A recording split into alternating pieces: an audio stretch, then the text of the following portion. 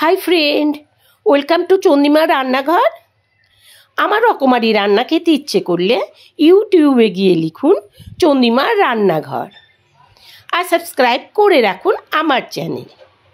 আমার নতুন নতুন রান্নার আপডেট সবার আগে পেতে বেল নোটিফিকেশানটা অন করতে ভুলবেন না যেন। আজকের রেসিপি সজনা দিয়ে দই পোস্ত।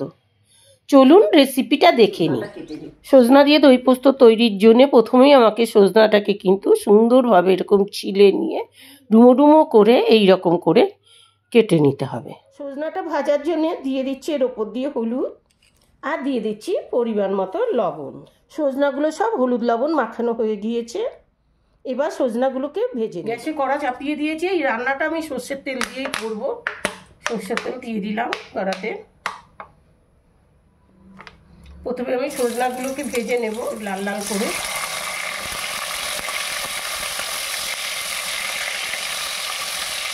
দেখো বন্ধুরা, এই সজনাটা ভাজা হয়ে গিয়েছে। এই সজনাটাকে আমি এখন তুলে নেব। এইরকম করে ভেজে নেবে তোমরা।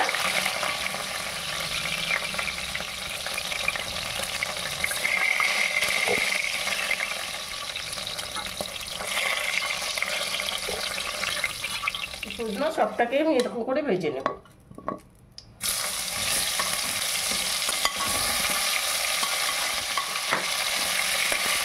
এটা ভাজা হয়ে গিয়েছে।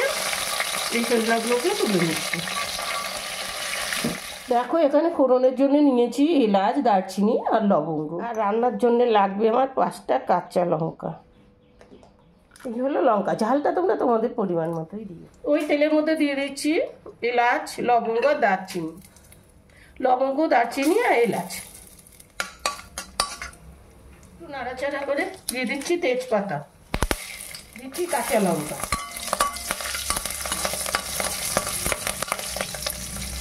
কাঁচা লঙ্কাটা যখন তেলে দেবে তখন একটা ঢাকনার কাপড় রাখবে, নয়তো কিন্তু গায়ে এই তেলটা ছিটে আসবে।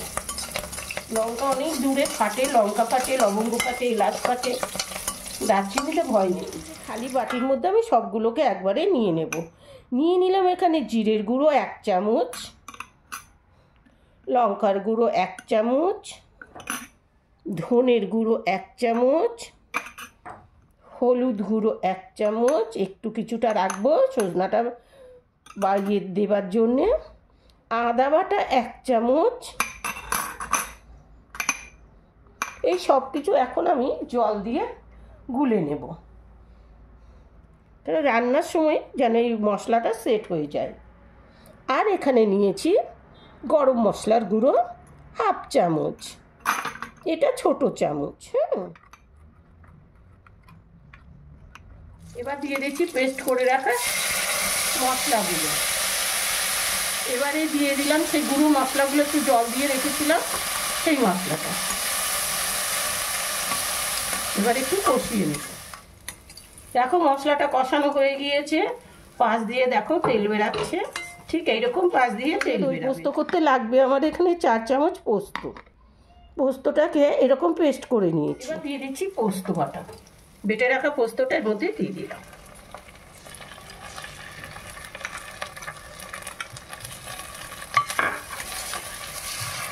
এবার পোস্তটাকেও একটু কষিয়ে নেব।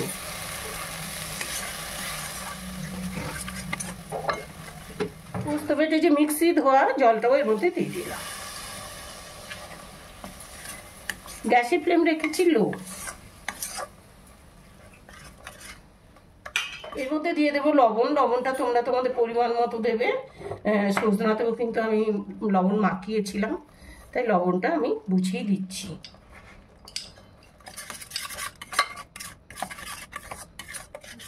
দিয়ে দিলাম 1 চামচ চিনি। হাতে লেগে গেল গো বন্ধু, ওই দেখো কেটে গেছে না, দিতে গিয়ে লেগে গেল।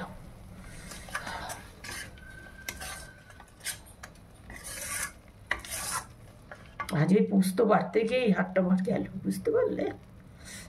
দেখো মিক্সিতে পুরো ভেসে গিয়েছে, তাই সে ধরে ফেলেছি, ওই জন্য ঝট করে উঠে এলো। গ্যাসের ফ্লেমটা হাই করে দিলাম। হাই করে দিই, একটু নাড়াচাড়া করে পোস্ত আর মশলাগুলো সব একসাথে। মশলাটা কষাতে কষাতে এখানে আমি দইটা নিয়ে নিচ্ছি। দেখো এখানে 8 চামচ দই নিচ্ছি, উঁচু উঁচু টেবিল চামচের 8 চামচ, মানে এখানে কিন্তু 250 গ্রাম দই নিচ্ছি। দেখো 250 গ্রাম দই নিয়ে নিলাম। এবার দেখো এখানে রেখেছিলাম দইটাকে ভালো করে ঘুটে নিয়েছি।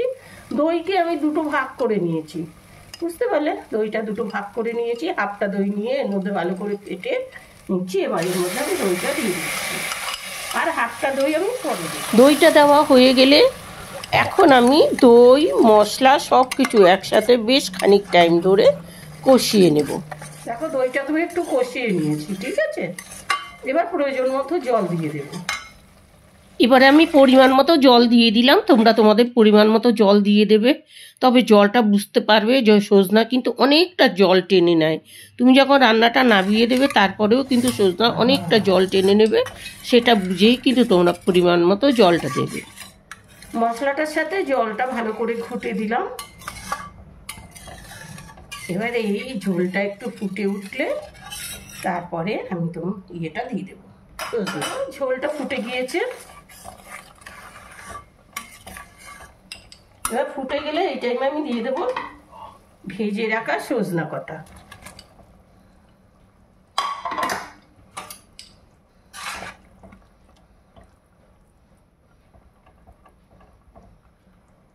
এবার অপেক্ষা করবো যত টাইম সজনাটা সেদ্ধ না হয়ে যায়।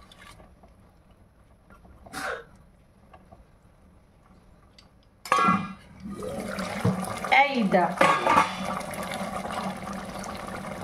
দেখে নেবো সেদ্ধ, হ্যাঁ সেদ্ধ হয়ে গেছে, সেদ্ধ হয়ে গেছে। দেখো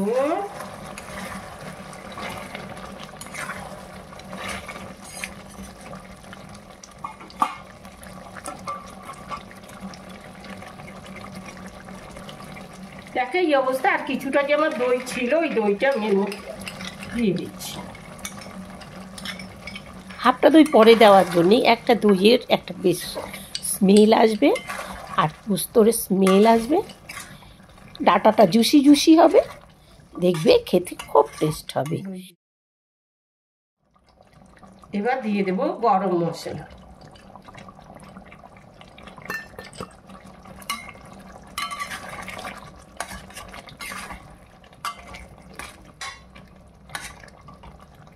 আর দিয়ে দেব ঘি।